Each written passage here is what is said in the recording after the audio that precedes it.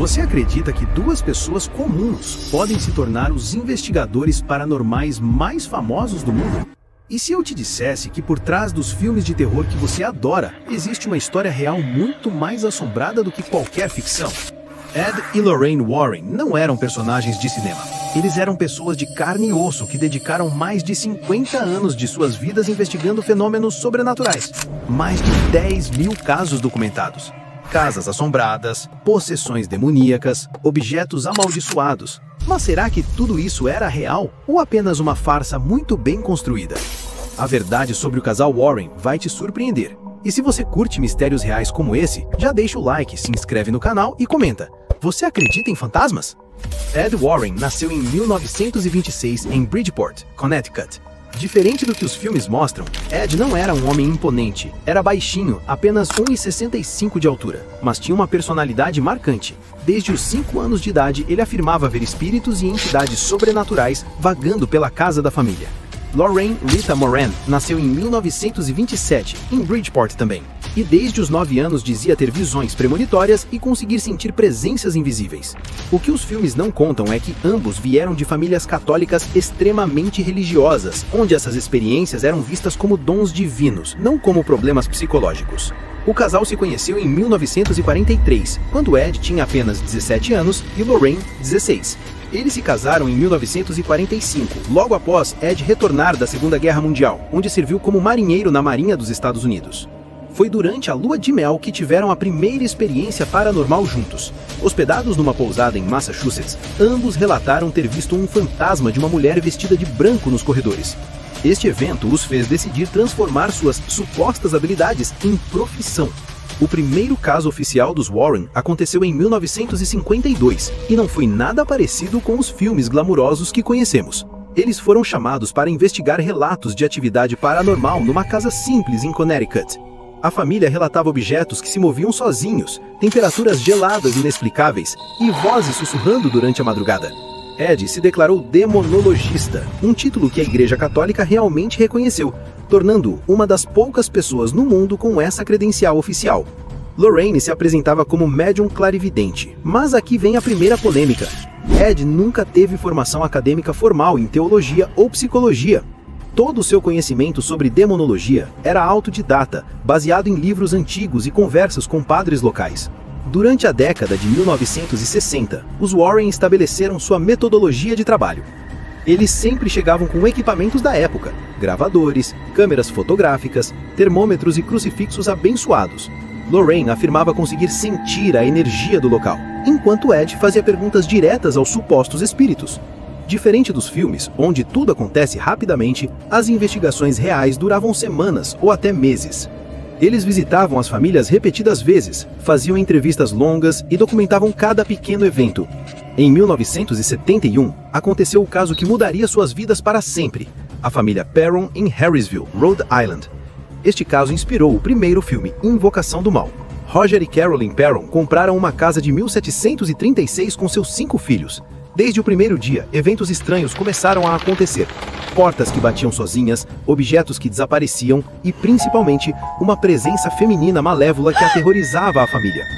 Os Warren investigaram por quase uma década. Na vida real, Lorraine Warren chegou a ser jogada contra uma parede por uma força invisível, algo que os filmes reproduzem fielmente. Mas o que os filmes não mostram é que a investigação causou divisões na família Perron. Alguns filhos acreditavam nos Warren, outros achavam tudo encenação. O caso que realmente os tornou mundialmente famosos foi Amityville, em 1975.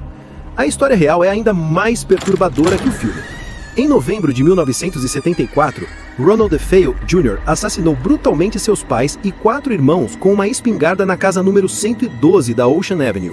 13 meses depois, a família Lutz se mudou para a casa, conseguindo um preço muito baixo devido à tragédia. Apenas 28 dias depois, eles fugiram apavorados, deixando todos os seus pertences para trás. Os Warren investigaram e confirmaram: a casa estava genuinamente assombrada. Eles relataram ter sentido uma presença demoníaca poderosa, temperaturas abaixo de 0 em alguns cômodos e odores nauseabundos inexplicáveis. O caso virou livro em 1977 e filme em 1979, transformando os Warren em celebridades internacionais. Mas, décadas depois, descobriu-se que a família Lutz havia inventado grande parte da história para lucrar com a fama e pagar as dívidas da casa. Mesmo após a polêmica de Amityville, os Warren continuaram trabalhando. Entre 1977 e 1979, eles investigaram a família Enfield, na Inglaterra, caso que inspirou Invocação do Mal 2. Janet Hodgson, de 11 anos, supostamente levitava, falava com vozes masculinas de homens mortos e era atacada por espíritos violentos. Lorraine Warren voou para Londres e afirmou ter presenciado a levitação pessoalmente. Ela descreveu em detalhes como viu Janet ser erguida no ar por força invisível e girar horizontalmente antes de ser depositada suavemente no chão. Mas repórteres da BBC que documentaram o caso apontaram inconsistências importantes.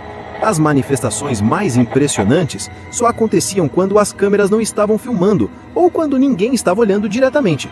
Anos depois, a própria Janet admitiu ter fingido aproximadamente 2% dos episódios, mas manteve que 98% eram genuínos.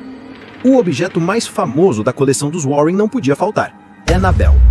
A verdadeira boneca Annabelle era muito diferente da versão cinematográfica. Era uma boneca Raggedy Ann comum, de pano, com cabelos de lã vermelha e rosto sorridente. Em 1970, uma estudante de enfermagem chamada Donna ganhou a boneca de presente da mãe. Logo começaram acontecimentos estranhos. A boneca mudava de posição sozinha, papéis com mensagens apareciam escritos à mão na casa e Donna encontrava a boneca em cômodos onde não havia deixado. Os Warren investigaram e concluíram: a boneca era habitada não por um espírito humano, mas sim por uma entidade demoníaca que usava a aparência inocente para ganhar confiança. Eles levaram Annabelle para o seu museu, onde ficou trancada em uma caixa de vidro com avisos de não abrir jamais e orações de proteção grudadas do lado externo. Em 1981, os Warren se envolveram no caso mais controverso de suas carreiras: Arne Cheyenne Johnson, de 19 anos, em Brookfield, Connecticut. Este caso inspiraria a Invocação do Mal décadas depois. Johnson estava noivo de Debbie Glatzel, irmã de David, um garoto de 11 anos que supostamente estava possuído. Durante um exorcismo realizado pelos Warren na casa dos Glatzel, Johnson teria desafiado o demônio a possuí-lo no lugar da criança. Meses depois, durante uma discussão com o proprietário do apartamento onde morava, Johnson o esfaqueou até a morte. No tribunal, pela primeira vez na história dos Estados Unidos, a defesa tentou usar possessão demoníaca como argumento legal. Os Warren testemunharam que Johnson não tinha controle de suas ações. O juiz rejeitou completamente o argumento, considerando-o inadmissível. Johnson foi condenado por homicídio culposo e pegou de 10 a 20 anos de prisão, sendo liberado após 5 anos por bom comportamento.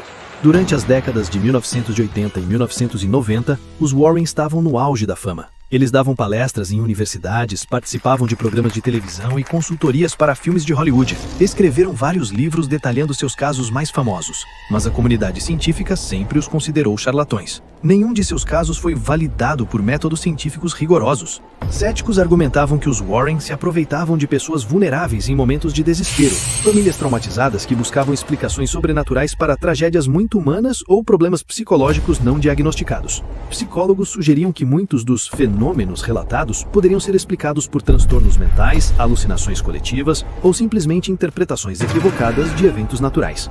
Por outro lado, os defensores dos Warren apresentavam argumentos contundentes. Testemunhas múltiplas em vários casos, incluindo policiais, padres e jornalistas, relataram ter presenciado eventos inexplicáveis. As famílias investigadas raramente lucravam com a atenção. Pelo contrário, muitas sofreram com a exposição pública negativa. E os próprios Warren nunca cobravam pelas investigações, vivendo modestamente dos livros e palestras. Ed sempre dizia: nós não tentamos convencer ninguém de nada, apenas relatamos o que vemos e experimentamos.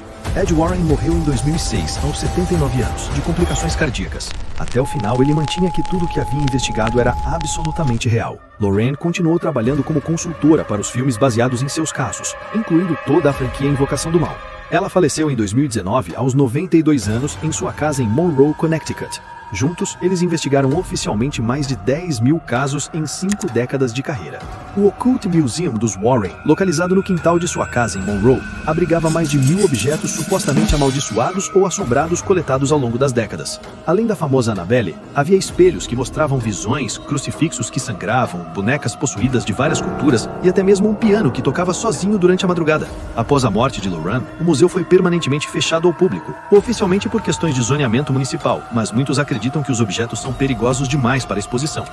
A verdade sobre Ed e Lorraine Warren permanece um mistério. Em 5 décadas de investigações, eles nunca conseguiram uma única prova científica irrefutável da existência do sobrenatural. Nenhuma fotografia, gravação ou evidência física que convencesse completamente os céticos. Mas o impacto cultural que tiveram é inegável. Eles transformaram a investigação paranormal de hobby excêntrico em fenômeno cultural mainstream. Seus casos inspiraram mais de 20 filmes que arrecadaram coletivamente mais de 2 bilhões de dólares mundialmente. Criaram uma metodologia para a investigação sobrenatural que ainda é seguida por caçadores de fantasmas ao redor do mundo. Ed e Lorraine dedicaram suas vidas inteiras a provar que existe algo além da morte. Se acreditaram genuinamente em suas experiências ou se aproveitaram da credulidade humana, jamais saberemos com certeza. O que sabemos é que eles ofereceram algo que a ciência tradicional não consegue fornecer: esperança de que a morte não é o fim, de que o amor pode transcender qualquer barreira e de que existe um propósito maior na existência humana. Talvez essa seja a verdadeira magia dos Warren. Não os fantasmas que afirmavam ver, mas a capacidade extraordinária de fazer milhões de pessoas ao redor do mundo acreditarem que o impossível é possível. E você, depois de conhecer a história real, acredita nos Warren? Eram investigadores genuínos ou oportunistas inteligentes? Comenta aí embaixo a sua opinião.